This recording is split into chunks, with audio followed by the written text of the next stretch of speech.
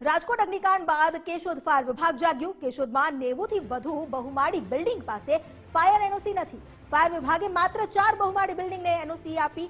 કેશોદમાં restaurant fire NOC વગર ધમધમી રહ્યા છે અને રેસ્ટોરન્ટમાં જો કોઈ અકસ્માત થાય તો જવાબદાર કોણ?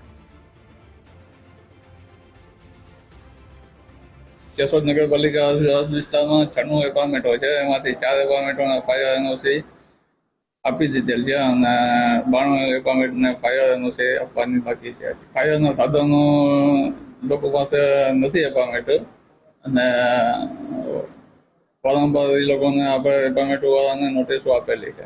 વારંવાર નોટિસો આપવા છતાં પણ એની ઉપર કઈ કાર્યવાહી થતી નથી, શું કહેશો? એ અમારા ઉપરી અધિકારીના આદેશ મુજબ હવે આગળની કાર્યવાહી કરવામાં આવશે। આ બનાવ ખૂબ જ ગંભીરતાપૂર્વક છે, બનાવ બન્યો છે અને આમાં અધિકારીઓ અને ફાયર વિભાગનો ખરેખર ખૂબ જ બેદરકારી છે।